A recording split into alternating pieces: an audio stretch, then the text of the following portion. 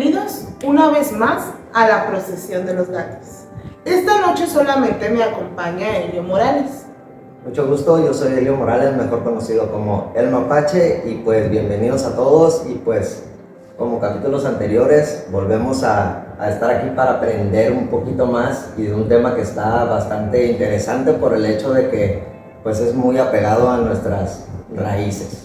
Sí, de hecho, pues el episodio del día de hoy se estrena el jueves 2 de octubre y no lo quisimos hacer de otra cosa que no fuera el Día de Muertos. Entonces, en el episodio del día de hoy vamos a hablar un poquito acerca del sincretismo y a los que no sepan qué es el sincretismo, pues esta palabra es la unión de dos culturas, ya que pues se supone que el Día de Muertos es como tal la unión de la cultura hispana cuando nos conquistan los españoles y la mesoamericana, que es la que ya estaba aquí, pero yo me voy a enfocar sobre todo en la cultura prehispánica. Vamos a hablar un poquito de lo que es para los mexicas el Día de Muertos o cómo es que evolucionó, qué era lo que ellos creían, qué era lo que ellos pensaban acerca de pues este festejo, este culto o esta forma de ver la muerte, que evolucionó hasta convertirse en el Día de Muertos que nosotros ya tenemos pues de cada año como cultura. Sí, de hecho yo tengo entendido que lo que es el Día de Muertos como tal viene de una mezcla de tres culturas, que viene siendo la mexicana, que eran los mexicas, los españoles y la cultura celta. Ese dato no lo tenía. Sí, de hecho, la cultura celta, por la parte que viene lo de la cultura celta, viene más o menos por el hecho de que en el 31 de octubre es cuando ellos festejan el Año Nuevo. Entonces para ellos era como digamos que como una renovación de ciclos, pero era curioso porque por ser una renovación de ciclos, ellos, haz de cuenta que esa era la parte como que más oscura de su año, cuando empezaban con esto de las cosechas y todo eso, pero era como que la parte más oscura para ellos, por eso es que de ahí partía lo que era el Año Nuevo para ellos. Pues. Ok. O sea, el año era como, lo medían por sus cosechas, por cuánto cosechaban, cuánto sembraban. Y ellos lo marcaban en su calendario, en el celta, lo marcaban lo que es el 31 de octubre. Ok, sí. De hecho, también parte de dónde surge todo este culto, pues es porque en estas fechas, pues marca como que el fin de la cosecha y las personas estaban como que esperando ya a que viniera pues este final y hacían cierto tipo de rituales. De hecho, una de las cosas que pues hay una diferencia entre lo que es la cultura mexica y lo que ya pues instauró el colonialismo con la religión católica, pues es que ellos no creían que, o sea, cuando a ti te enseñan acerca de lo que hay después de la muerte, desde una perspectiva religiosa, judeocristiana, pues tiene mucho que ver por el bien o el mal. Como tú fuiste, depende a dónde vas a ir. Pero en este caso nos estamos refiriendo más que nada, como lo comentas tú, de las religiones, lo que es el cristianismo y todo ese tipo de cuestiones, se manejan nada más cielo e infierno. Sí, es moral. Eso es como que algo totalmente moral. Depende de cómo te comportaste, es a dónde vas, o al cielo o al infierno. Y pues esta cultura mexica, ellos tenían 4 destinos después de morir, que dependían de cómo morías. Dependiendo de cómo morías, era a donde tú ibas a ir. Sí. Entonces, creo que era, si mal no lo recuerdo, era si morías de causas por muerte natural, si morías creo que por causas de agua, que murieras ahogado o que te cayera un rayo, porque también eso es de cuestiones del agua según la cultura mexica. Y creo que el otro era si morías en guerra, en batalla, o si eras un niño, si mal no lo recuerdo. Sí, de hecho ellos decían que si los guerreros los guerreros que morían pues peleando, los que eran pues los que atrapaban para el sacrificio. Ellos al ya trascender viajaban a un lugar conocido como la Casa del Sol, porque ellos estaban destinados a acompañar a Huitzilopochtli en su recorrido. Pero también, si morías en tu primer parto, ellos consideraban a las mujeres, bueno, consideraban el parto como una guerra. Y al momento de morir en ese parto, pues las consideraban como guerreras y también acompañaban al dios Sol en su recorrido. De hecho, el doctor Matos Montezuma dice que los guerreros hombres acompañaban a Huitzilopochtli de la mañana al mediodía. Ellos acompañaban en ese recorrido. Y del mediodía al anochecer la acompañaban las mujeres que habían muerto en parto. Sí, de hecho, esa parte creo que es lo que te iba a comentar justamente, que eran estos dos tipos de, digamos que en este tipo de desvivimientos que tenían ellos, se dividían en dos y pues era prácticamente la mitad del día para los guerreros y la otra mitad para las mujeres que morían en la batalla del parto como tal. Sí. Otro destino que ellos tenían era el Tlalocan, la tierra gobernada por el dios Tlaloc, el dios que pues era el dios de la lluvia, el dios de las tormentas. Ahí iban todos los que al fallecer pues eran por causas de agua, ya sea ahogados, por un rayo o enfermedades que los mexicas consideraran frías o de agua. Allá iban todas las personas estas. Y también estaba el Chichihualco o algo así, que es allí donde iban los niños que no nacían. Decían que allí había un árbol, que este árbol era una nodriza y que alimentaba a estos niños que no habían nacido hasta que la tierra volviera a decidir que nacieran, pues que los regresaran. Sí, de hecho, yo tengo un dato ahí, bueno, digamos que como folclore, por decirlo de alguna manera. A mí me parece muy interesante el hecho de que como en México como tal, por ejemplo, hay países, digamos, en cualquier parte del mundo, donde lo que es la etapa esta de la muerte, que es un lugar, es una etapa que todos en algún momento vamos a llegar.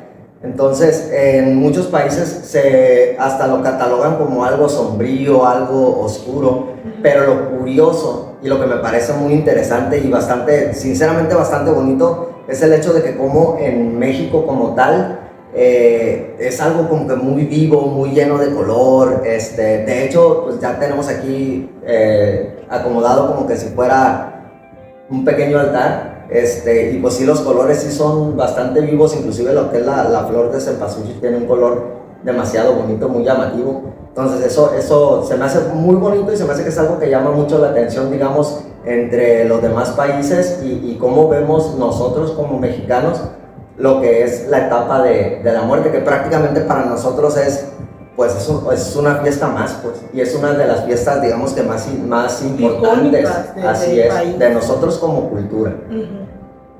Sí. Y en cada estado, tengo entendido que en cada estado pues se festeja o se conmemora o se celebra de manera diferente, o sea, cada estado tiene como sus propias subculturas de cómo festejar el Día de Muertos. Sí, es como, básicamente sería como si cada estado regionalizara el festejo. Sí.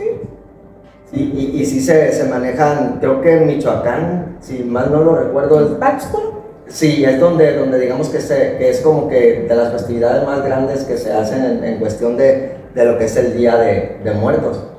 Sí.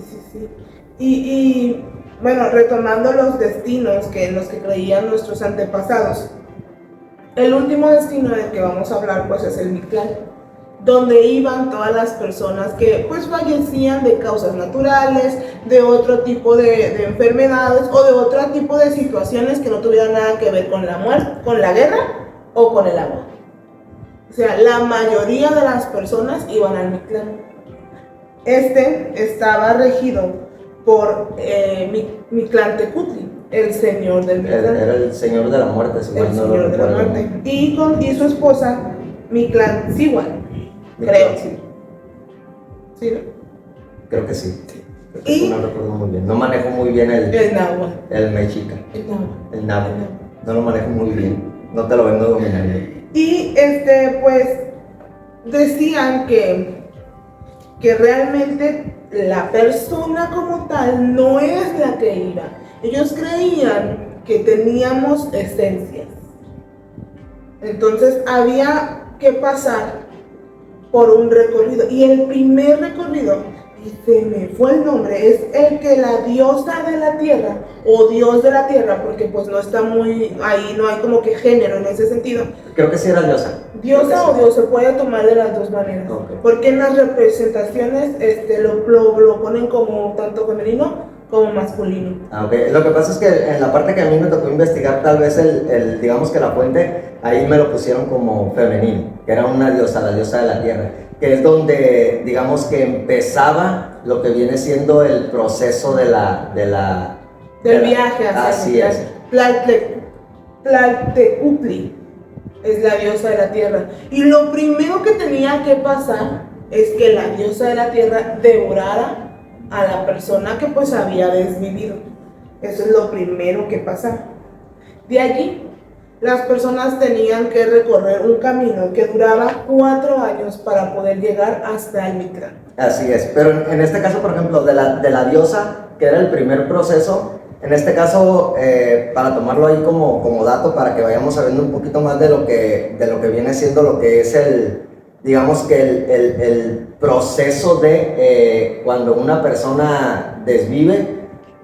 Generalmente la mayoría de las personas, dependiendo la cultura, no obviamente, y el país, pero por ejemplo aquí en México, o la persona o se entierra o se crema, cosa que sí hacían también los mexicas, era o enterrar o cremar. Sí. Pero en este caso en específico, la gran mayoría de las personas no saben o lo manejan como por el hecho de que, bueno, entierro a mi familiar o a la persona que en este caso haya desvivido, y lo ven como que es un proceso para vivir el duelo o como para despedirse. Sí, es parte de, pero el proceso de lo que es enterrar viene básicamente de lo que comentabas tú, así es, porque el cuerpo se enterraba para que la diosa esta o dios que tú comentas, ella lo devorara, bueno, lo devoraba en este caso, pero el alma como tal, la diosa la volvía a regresar, digamos que la llevaba a renacer, y era cuando ya llegaban a las puertas del Mictlán, que en este caso el Mictlán tenía, si mal no lo recuerdo, que creo que eso es lo que vas a comentar tú en un momentito más, eran 9 niveles. 9 niveles. Y cada uno tenía digamos que eran como pruebas. Como pruebas, sí. De hecho, yo les iba a comentar que esta diosa, pues, decían que el proceso para llegar al Mictlán duraba 4 años. Sí, entonces, el primer proceso era que esta diosa, la tierra, devorara el cuerpo. Y lo que pasaba ahí es que en las representaciones que ellos manejan, es como si volviera a pasar todo a la inversa. De hecho, de nuevo cito a Matos Montezuma, este doctor en antropología, que decía que ellos lo manejaban así porque cuando una mujer salía embarazada, el proceso para que nacieras duraba 9 meses. Entonces ellos creían que durante esos 9 meses, pues, pasabas pruebas de poder pues, estar en el vientre hasta que llegara el nacimiento. Esta diosa se lo devoraba y volvía como que lo regresaba al útero, al vientre, y él tenía que volver a pasar todo al revés. Es lo que ellos creían. Y dice también que pues tenían esencias, que no era como que todo el cuerpo fuera, sino que entendían que había varias esencias. Una de ellas estaba en la cabeza, que era la tona. Otra la ponían en el área del corazón, que la llamaban Teyolía, y a esta era la que viajaba hacia el inframundo una vez que las personas pues fallecían. Y la otra era el iyot, que estaba en el hígado, que está más relacionado como a las emociones, a todo este tipo de situaciones, las enfermedades. De hecho, cabe mencionar que es el proceso que tú comentas que duraba, digamos que lo que viene siendo como un funeral, que era de 4 años. Sí lo manejaban así los mexicas, pero para ellos era como que el proceso de duelo. Durante esos 4 años, ellos, cuando digamos que se cumplía el primer año, segundo año, tercer año, de lo que viene siendo pues digamos que el aniversario luctuoso de su familiar o de la persona querida, se hacía una gran celebración en la que a ellos, por ejemplo, obviamente esto dependía mucho del estrato social de la persona, ¿no? Porque si eran personas humildes, igual se le hacía cada 4 años, pero por ejemplo, cuando eran personas, digamos que de abolengo, en lo que era... De la realeza. Ajá, de la realeza, en aquel tiempo, inclusive había sacrificios humanos en los que ellos mismos, por ejemplo, estas personas de alcurnia, de abolengo, de la realeza, de los mexicas, inclusive sacrificaban a sus sirvientes. Esto era para que, digamos que para que también estos sirvientes, y obviamente los sirvientes lo hacían, para ellos era un honor el tomar ese sacrificio, porque se estaban sacrificando por la persona a la que ellos servían. Como para hacer el viaje juntos. Exactamente. En ese proceso de los 4 años que servía tanto para los dolientes, ese era como que parte de su proceso de duelo, que ellos lo manejaban, como lo vemos, bastante largo, de 4 años. También era para que el alma pudiera llegar, digamos que al Mictlán en una manera segura. Por ejemplo, como dato ahí,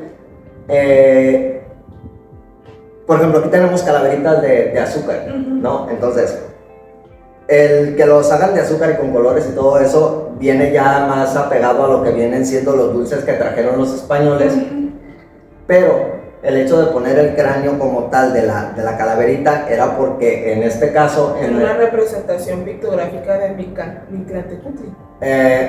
También, pero lo que te comentaba de que sacrificaban a los sirvientes que tuvieron en vida, les ponían a ellos el cráneo de estas personas en sus tumbas. Así obviamente como también se les ponían cosas que les gustaban en vida, comida, cosas que les ayudaban también para viajar a lo que es el Mictlán y pasar estas pruebas que tú nos vas a comentar que pasaban en estos 9 niveles de lo que era el Mictlán. Sí, el Mictlán. Sí. Pues no sabía yo, me sorprende el dato de los sacrificios a los sirvientes. Me recuerda un poco a la cultura egipcia, que más o menos hacían como que algo muy parecido cuando alguien de la realeza pues también lo enterraban con sus sirvientes en la pirámide y todo. O sea. Sí, lo que pasa es que mira, básicamente las culturas en aquel tiempo, ya creo que ya lo hemos comentado en otros episodios, pero hay demasiadas similitudes, Pero pues enfocándonos en lo que es la cultura mexicana como tal, que es lo que nos atañe en este momento, pues sí es bastante interesante el hecho de cómo ellos, inclusive los mexicas como tal, no tenían como lo tenemos ahora, que es 1 o 2 días, que en realidad tengo entendido que son una semana, 5 días aproximadamente, lo que se maneja para lo que viene siendo las festividades del Día de Muertos. Ellos no tenían un día en específico como tal, sino que lo manejaban durante 3 meses en el año. Creo que uno era abril y los otros 2, creo que el otro era noviembre y el otro no recuerdo, pero eran 3 veces en el año. Ellos se manejaban por veintenas, ellos no tenían meses como tal. Ni una fecha en específico, o sea, tenían como veintenas. Ajá. Y había en diferentes épocas del año, era dependiendo lo que se hacía, pero en esta época, pues ellos lo relacionaban con la muerte, porque era el proceso en el que todo moría porque llegaba el invierno. Entonces, como que si te fijas, dura 3 meses, en abril vuelve todo a surgir. Ajá.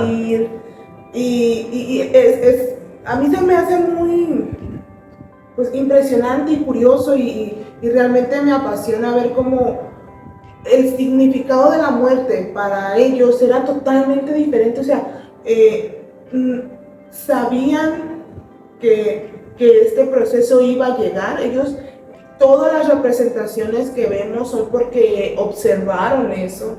Entonces, desde cómo ellos pues, ponían a las deidades. De hecho, Mictlantecutli, este dios señor del inframundo, está representado como un ser descarnado. No tiene piel en lo que es el rostro, pero sí tiene todavía en las manos y en las piernas, y en el tórax se ve como que le faltan partes y lo representan con el hígado salido. Muchos creían que era el corazón, pero en realidad es el hígado el que sale. Y me sorprende cómo la mayoría de las personas iban al Mictlán, pero a los otros destinos, ellos realmente creían que iban para allá. Y era un honor morir en la guerra. Era un honor pues, ser capturado y pues morir de forma en sacrificio. Y hay un pasaje que realmente no recuerdo dónde lo leí o lo escuché, pero que decía que en abril se hacían sacrificios al dios Tlaloc, uno de mis deidades favoritas, donde se le ofrecían niños y los preparaban a tal grado de que si el niño, subían un cerro y si el niño lloraba, significaba que iba a haber pues mal augurio, iba a haber inundaciones, no se iba a ver bien. Pero que también en este proceso, personas llevaban niños o ancianos o gente con discapacidades que ellos creían que no iban a poder pasar las pruebas del Mictlán, que iban a estar muy difíciles para ellos porque o tenían una discapacidad o estaban muy pequeños, que decidían ahogarlos y ofrecérselos al dios, porque entonces de esa manera ya pasaban directamente al Tlalocan, el lugar donde siempre era verano. Entonces ellos creían que así era como que les aliviaban ese viaje y esa carga y se quedaban más satisfechos con eso, y eso es muy interesante.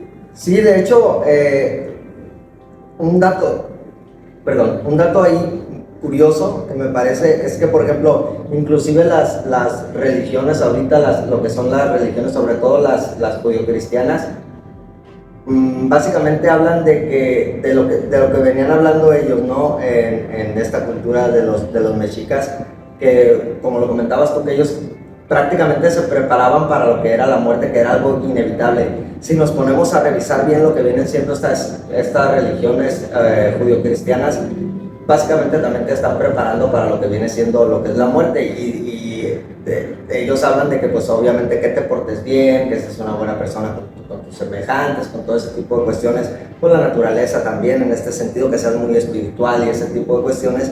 Entonces eso también te está preparando para... pero más desde el lado moral. Sí, obviamente más desde el lado moral. Ellos ya lo hacían desde un lado ya más, digamos, inclusive el hecho de por ejemplo, cuando llegabas a lo que eran estas etapas para llegar al Mictlán, en la primera etapa, cuando llegabas aquí a esta parte, tenías que cruzar un río. Pero para poder cruzar el río, tenías que tener un perro, un xoloscuintle, que esos xoloscuintles, que eran espíritus de xoloscuintle, ya se encontraban en esta parte que era lo que es el inicio del recorrido de las 9 etapas del Mictlán. Pero, que es a lo que iba, en este caso, por ejemplo, ellos decían, los mexicas, que el perro te iba a acompañar y te iba a ayudar porque es un perro sagrado para los mexicas, e inclusive debería ser un perro, digamos que para nosotros ya como cultura ya más moderna en este caso, deberíamos de cuidar mucho lo que es la raza de ese perro y tenerlos más digamos que más en cuidados y todo eso, porque es una raza originaria 100% de lo que es México como tal. Entonces, así como el perro chihuahua también son las dos, creo que son las dos únicas razas 100% mexicanas. Hay ¿Cuál es el otro otro? se llama Cou o algo así, Cou. C-O-H-U-P. No conozco esa raza, sinceramente. Es como si fuera un lobito negro. Ah, ya lo ubiqué. Pero no recuerdo bien cómo se pronuncia el nombre. Sí, pero bueno, te comentaba, en este caso, ese perro era el que te iba a acompañar durante todo el recorrido para que tu alma llegara sana y salva a lo que es el Mictlán y que tú pudieras pasar esas pruebas. Pero si tú en algún momento de tu vida le hiciste daño a un perro o lo trataste mal o cualquier cosa, o sea, básicamente es un pórtate bien hasta con la naturaleza, el perro no te iba a ayudar y te iba a dejar completamente solo para que tú trataras de pasar estas pruebas. Inclusive en una de las etapas de lo que es el Mictlán, todas las pruebas eran diferentes, cada etapa era muy diferente, tenían su nombre muy difícil de pronunciar, por cierto, pero en una de ellas había, creo que eran 7 montañas las que tenías que cruzar. Ajá. Y en esas montañas había, digamos que piedras de... la piedra esta que usaban ellos para hacer cuchillos. Obsidiana, pero era una obsidiana negra, muy filosa, que se encontraban en estas montañas de esa etapa en específico del Mictlán. Creo que era más o menos al llegar al medio del Mictlán. Llegaba un punto donde los vientos soplaban tanto que si el perro no te guiaba o no llevabas tú, digamos que las cosas que necesitabas para cruzar el Mictlán, porque en este caso también ellos, los mexicas, por ejemplo, te enterraban con cosas que ellos sabían que ibas a necesitar para cruzar estas etapas. Así es. Entonces, los vientos soplaban tan fuerte que te regresaban o montañas atrás, o hasta el inicio y que volvieras a empezar todo el recorrido. Entonces tu proceso de 4 años duraba un poco más. Bueno, vamos a contextualizar un poco acerca de lo del perro. Sé que es muy famoso, pero para los que no sepan, para los que o no son de México o es la primera vez que se interesan por esto, bueno, pues el Xoloescuintle es un regalo del dios Cholo. Y el dios Cholo es el hermano gemelo de Quetzalcóatl, la serpiente emplumada y el dios que pues gobierna los vientos y el aire. Básicamente una de las deidades, si no es que la deidad más importante para los... Una de las deidades más importantes, sí. Es que realmente lo que yo tengo entendido es que todas eran importantes. Quetzalcóatl es uno de los cultos que más se han, pues que más se extendió en la era moderna, pero también el culto a Tlaloc y a Mictlantecutli era muy fuerte. Mictlantecutli, el dios del inframundo, era tan venerado como temido. Sí. De hecho, hay partes en las que leí que los bebés cuando nacían, para pedir que lo cuidaran, ponían imágenes de ese dios descarnado cerca de donde dormían, para que el Señor del inframundo los cuidara. Entonces sí está como que todos se tenían como que su propio, cada quien como que decidía, ¿no? Sí, de hecho es que es lo que te comento. La cultura mexicana es muy rica en ese sentido, en cuestión de, digamos que dioses y cómo ellos manejaban lo que es, por ejemplo, en este caso lo que es la muerte como tal. Entonces, de eso hace como que esta celebración que llevamos a cabo nosotros, en específico como mexicanos, que pues igual si nos están viendo en otras partes del mundo, que sepan que aquí para nosotros básicamente lo que es la muerte es una fiesta más. Sí. Ay, pues les iba a contar sobre el dios Cholo. Este dios era el hermano de Quetzalcóatl, y en un pasaje, al momento de crear a la humanidad, ellos cuentan que tuvieron que ir al inframundo porque allí había muchos huesos, entonces iban a tomar unos para crear al humano. Entonces ellos viajan y ellos hacen todo el viaje y regresan y vuelven a hacer todo el viaje. Cuando ya vuelven, llega un momento en el que pues, se cuestionan si nosotros como deidades fue tan difícil y casi no llegamos, para ellos va a ser todavía muchísimo más difícil atravesar estos pasos. Entonces, ¿qué fue lo que hizo este dios? Que lo representan como con cabeza de perro, o sea, parece un cholo, es un Xoloescuintle, pero con forma antropomórfica. lo que hizo fue que de un hueso de él y de barro creó a este perrito. Lo regaló para que los guíe a las personas por esos pasajes, porque tiene los recuerdos del dios Cholo que acompañó a Quetzalcóatl al inframundo. Por eso él se sabe el camino. Entonces, ahí hasta el perrito tiene que estar, si está muy bonito, si está muy blanquito, pues es muy joven. Entonces todavía le falta como que madurez para poder cruzar. Y si ya está oscurito, si está negrito, pues quiere decir que ya fue. Y ya, o sea, ya hizo su recorrido. Pero si está cafecito, quiere decir que es ideal para que te lleve a cruzar al Mictlán. Y curiosamente la mayoría de los Xoloscuintles son de color café. Son cafecitos, sí. La gran mayoría, porque también sí me ha tocado ver unos muy negros. Blancos no me ha tocado ver. O de piel pero manchaditos, sí. Manchaditos, sí. Cabe mencionar que, pues igual para la gente que no conozca lo que es esta raza, sobre todo gente que no es de aquí, de lo que es México como tal, es un perro sin pelo.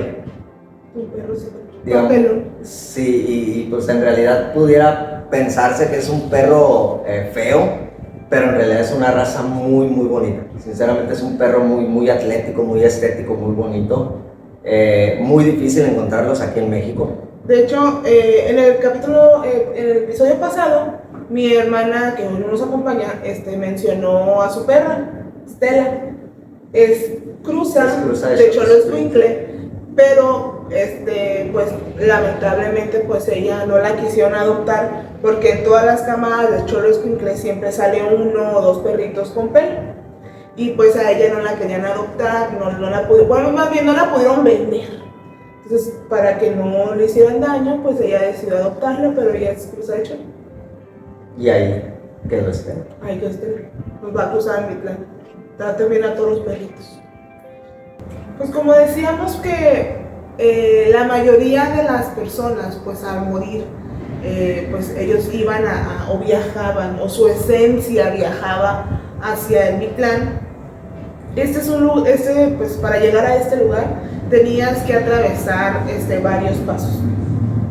Y el primer paso, pues ya lo mencionaste, que es ese conocido como el lugar donde se encuentran los perros. Sí, era el primerito. El primerito, que tenías que cruzar un río, lo delimitaba, y ahí es donde tú te juntabas con tu cholo y ya él te ayudaba a cruzar ese río. ¿El segundo nivel de qué trataba? El segundo nivel es el lugar donde se juntan las montañas, así era conocido. Ah, sí, creo que ya recuerdo ese nivel. Eran 2 montañas que se juntaban. Ajá, donde las montañas estaban separadas.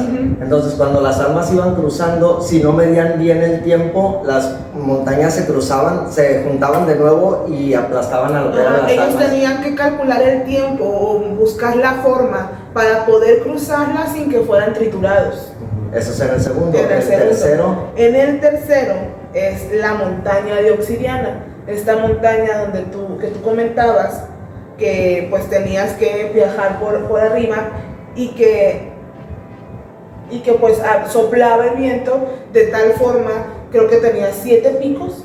Sí, creo que sí. De tal forma que ibas regresando, entonces tú tenías que pues dejar lo que eran alhajas, ropas y todo ese tipo de cosas para poder seguir cruzando, porque todo eso como que hacía que te regresaras. Sí. Ahí arrojaban todos. De hecho, creo que hay un nivel, no recuerdo cuál es, donde aparecían, era como un bosque que aventaban flechas. Es que, bueno, en esta montaña de Obsidiana eran como dos pasos. En esta montaña hay 2 pasos. Uno es donde las piedras, como pues eran filosas, iban cortando y tenían que arrojar todo. Y la otra era el de los vientos, que congelaba y que se sentían muy, muy fuertes, un viento frío. Y ahí era donde tenían que pues calcular. La otra etapa después de esta es el lugar que es donde tiembla como bandera. Sí, donde las almas tiemblan como banderas. Sí. Cada una de estas etapas pues estaba regida, o en estas etapas había como que deidades o o criaturas o monstruos que vivían en estas etapas, porque no quiero decir como monstruos como tal, porque no son monstruos, sino eran como criaturas mitológicas que vivían allí. Una era una serpiente, otra una lagartija. Sí, es que para lo que eran los mexicas, en realidad ellos no los manejaban como monstruos como tal, sino que como, digamos que como que subdioses o semidioses, sí. Algo así, ¿no? Sí, y ahí pues había vientos que pues sangoloteaban a las almas de un lado a otro como si fueran banderas, hasta que pues las sacaban de ese pasaje y ya cruzaban a la otra, a lo que era la siguiente etapa. Ajá, lugar donde se flechan, se atas a la gente. A ver, te lugar donde se flechan, se atas a la gente. Ah, sí, es que te digo, ajá. Era un bosque donde cuando las almas iban cruzando aparecían flechas que salían de entre los árboles, pero se supone que, bueno, según dice el códice, que estas flechas eran arrojadas por manos invisibles. Sí. Pero estas flechas tenían un patrón muy, muy difícil de descifrar. Entonces, las almas que lograban descifrar lo que es este patrón de las flechas lanzadas prácticamente al azar, pero en realidad sí tenían un patrón, eran las almas que llegaban a cruzar hacia el otro lado. El lugar donde se come el corazón de los fallecidos. Y en este lugar, si mal no lo recuerdo, es donde aparece un jaguar. Un jaguar, sí. De hecho, en ese lugar pues iban a aparecer, había como animales, sí, lo comentan como animales salvajes, donde pues tú tenías que ahí atravesarlo, cuidándote de esos animales, pero al final, al llegar al final, se te iba a aparecer un jaguar, y este jaguar te iba a comer el corazón. De hecho, lo que yo investigué era de que en realidad el jaguar podía aparecerte en cualquier instante del trayecto, te aparecía en cualquier instante, pero tú tenías que cuidarte de que en el trayecto pues obviamente no te apareciera este jaguar y devorara tu corazón. Pero había almas que se desviaban del camino intencional para, digamos que, tratar de rodear. Y que no les comieran su corazón. Ajá, pero esas almas, ahí sí era 100% seguro de que el jaguar te iba a encontrar. Porque el jaguar en específico era tratar de agarrar a las almas que iban pasando y cazar a los que se salieran del camino. Entonces, si tú te salías del camino, o el alma que se salía del camino, era segurísimo que el jaguar lo iba a atrapar y se iba a devorar su corazón.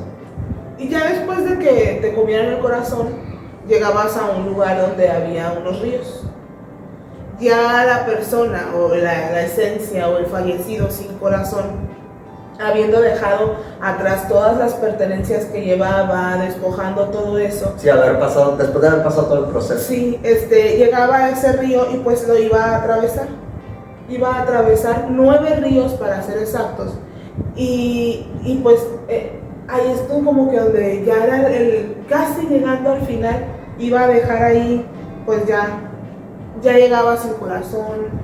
Había dejado sus ropas, sus alhajas, sus pertenencias y todo este proceso para poder llegar finalmente a el lugar de las 9 regiones de los muertos, donde te esperaba pues el señor Micantlecuhtli. Una vez que llegabas ahí, pasabas los ríos y entonces te recibía una neblina muy profunda que ya no permitía a los fallecidos pues ver nada a su alrededor. Ya para este punto pues llegaban exhaustos, ya el alma estaba cansada, y aquí es cuando esta persona pues iba a recibir como un juicio que vemos también en otras culturas. Ahí el señor en su residencia, el dios Micantlecuhtli y su esposa Mictlecacihuatl.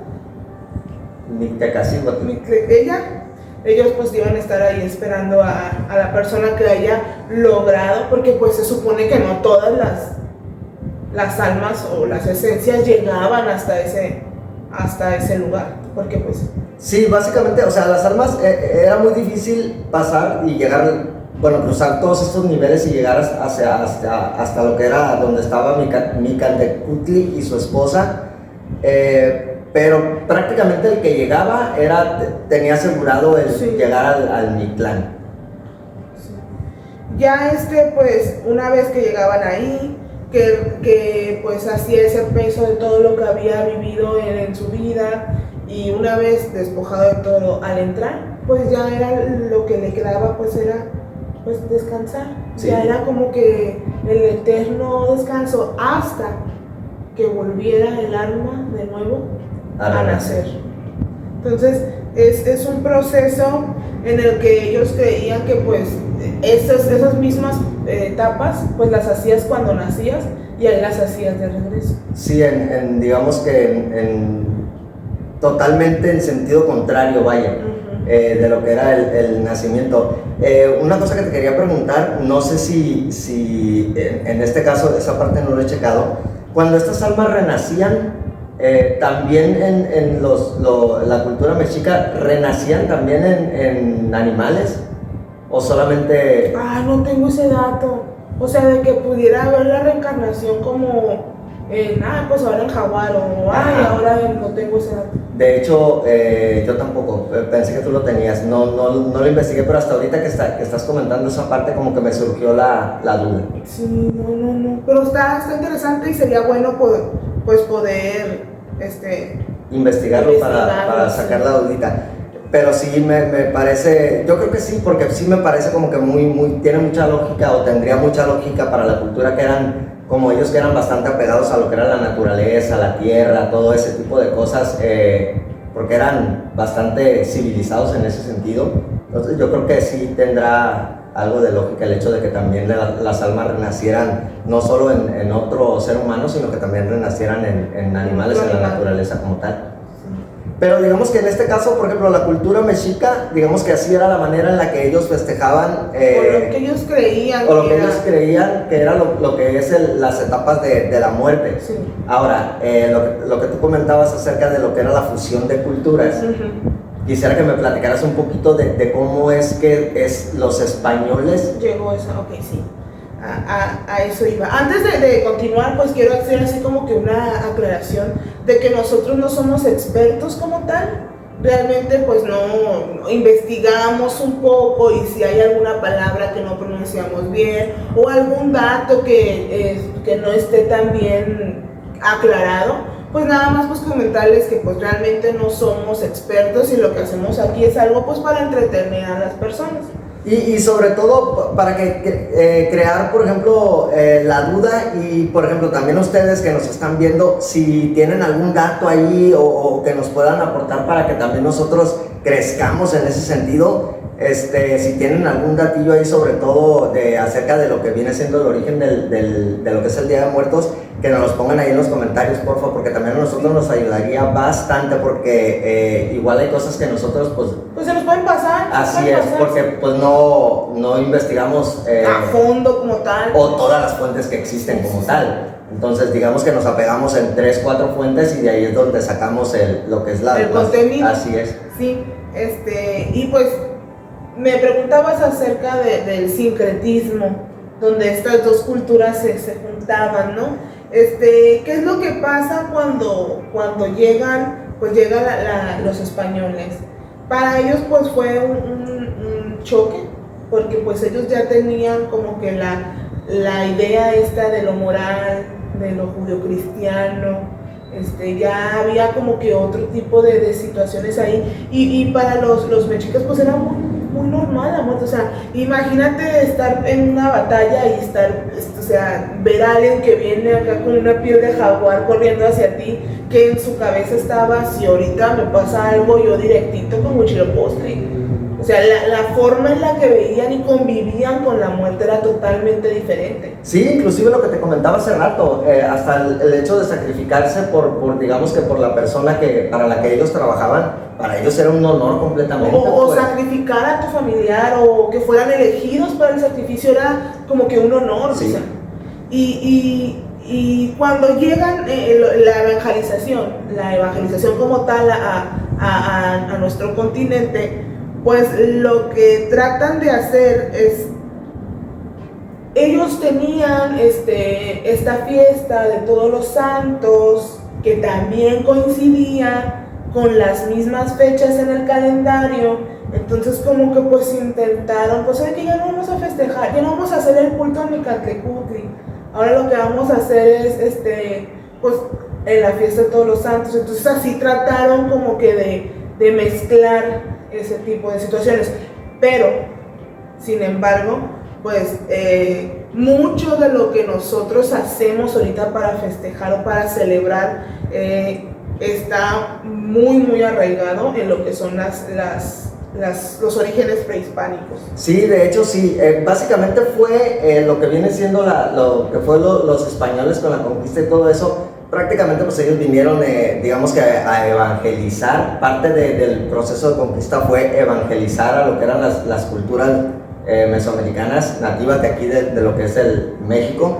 Entonces para ellos el hecho de ver que ellos tenían una festividad basada en la muerte, como que dijeron los españoles, bueno, si nosotros tenemos lo que es el día 1 de noviembre, que es el Día de Todos los Santos, y el día 2, creo que, no recuerdo cuál es el otro, pero ellos era un 2 de noviembre que festejaban, para ellos fue, bueno, entonces nosotros para evangelizar sin, digamos que sin violencia, ¿Que sí hubo? Sí, pues sí, obviamente, claro que, o sea, todos sabemos que en realidad sí hubo, pero que fue una de las partes en la que ellos dijeron, nos podemos meter por aquí. Sí. Como que acomodaron ahí más o menos, como para que quedara ahí. Y fue por eso la mezcla de las dos. Por ejemplo, al momento de poner un altar, pues en los pasos que tiene, el hacer una cruz de cal, pues la cruz ya es típica de lo que es la religión judío-cristiana.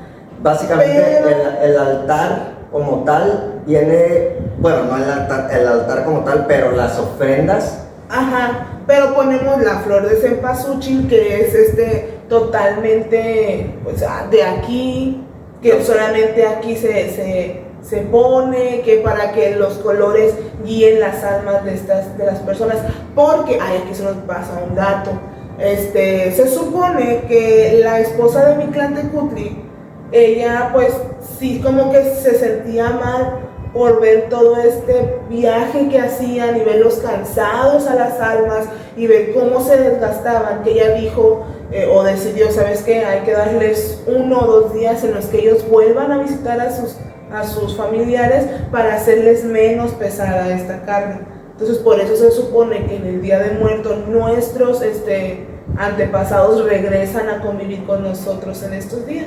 Sí, inclusive para la cultura mexica, es dato muy importante ese, Micantecutli y su esposa, era muy conocido entre los mexicas, que Micantecutli era demasiado estricto, era muy duro, muy recio como Dios, y su esposa era como que más flexible.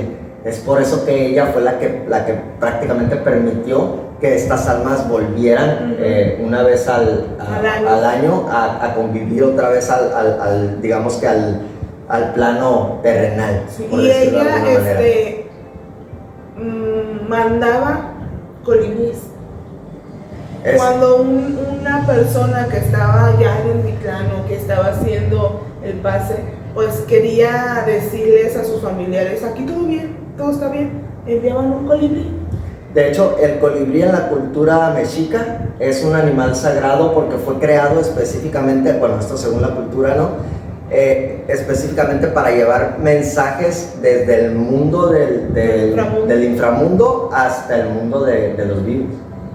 Fue creado por ellos, por eso inclusive esa ave tiene características muy, por ejemplo, los colores que tiene, la forma en la que vuela, todo ese tipo de cosas según fue hecho para que tenga la facilidad de viajar las distancias desde el inframundo hasta lo que era el mundo de los vivos. Qué bonito.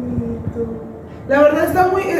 hay cierto tipo de cosas o de enseñanzas que te dejan que realmente me hacen entender cómo como mexicanos llevan, bueno, sé que el perder a un ser querido pues siempre va a ser algo muy difícil de sobrellevar, pero cuando investigas un poquito de eso, como que hay un mensaje, un contexto en el de que, tranquilo, es un proceso que todos vamos a llegar, pero en algún momento ese vientre universal, esa matriz nos va a volver a traer al mundo, y mientras ese proceso pasa, oye, todo está bien, acá estamos a gusto. Sí, de hecho lo que te comentaba, de cómo ellos, los mexicas, prácticamente vivían por su cultura preparándose para el momento, pues.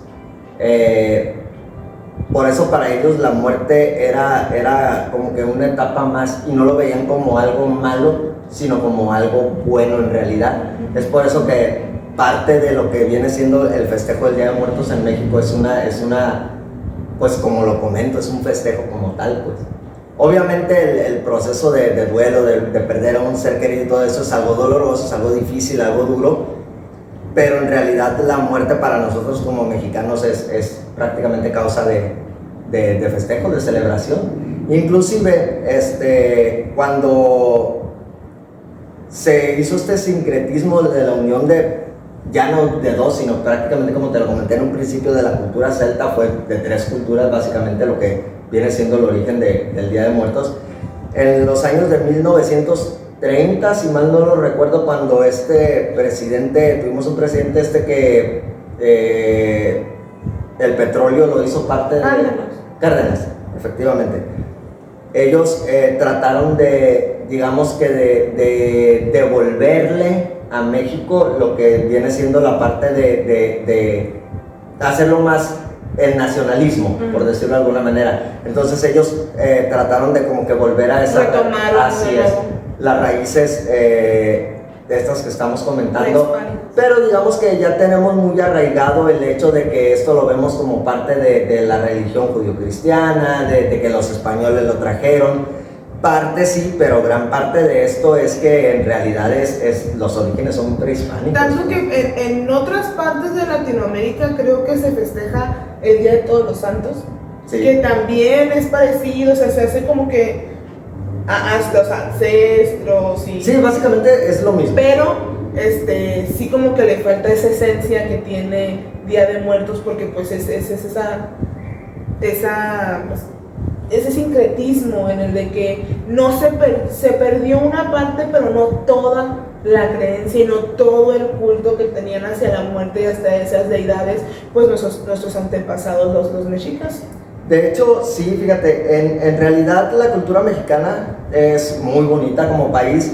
Yo siempre he dicho que como país somos un país hermoso, tenemos prácticamente todos los climas en un solo país. Es un país muy rico en todos los aspectos, cultural, las personas, muy buenas personas, gente muy noble, muy trabajadora. Entonces, digamos que si nos ponemos a escarbarle un poquito de nuestras raíces, créanme que nos vamos a sorprender bastante. Supongo que igual como todo tenemos que ahí nuestras cositas malas, pero en realidad es una cultura muy bonita, es algo impresionante. Los dioses es algo muy interesante, sus pirámides, la forma en que ellos vivían, en cómo llevaban su día a día y cómo fue que se fundó todo este hermoso y gran país, es algo muy interesante, muy bonito, y de lo cual debemos de estar orgullosos todos y cada uno de nosotros como mexicanos. Y deberíamos también de fomentarlo y estar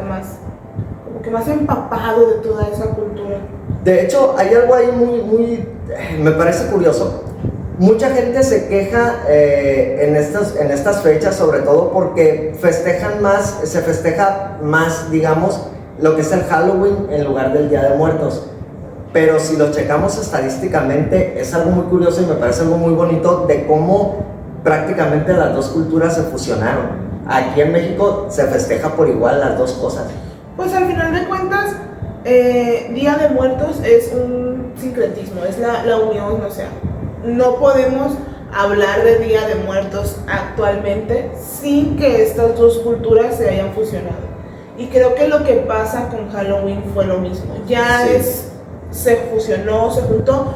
Tiene mucho que ver con la cultura de las películas, con que Estados Unidos está muy cerca, con que realmente pues desde muy pequeños nos bombardean en medios y en caricaturas y todo ese tipo de situaciones con este festejo, que pues al final de cuentas para mí, yo ya en lo personal no tendría nada de malo si cada vez más se ve este festejo, porque al final de cuentas pues volvemos a lo que decimos, es el sincretismo, es la unión de las culturas y se va a dar, es una parte de la globalización. Sí, es lo que te comentaba, me parece muy, muy curioso y algo en realidad bonito que las dos culturas se fusionen, sí, en este caso, y que lo llevemos a la par, que lo llevemos de la mano y pues que también esta cultura o este festejo del Halloween se fusione también para que los demás países que lo festejan y todo eso vean que también aquí se festeja y cómo después del Halloween festejamos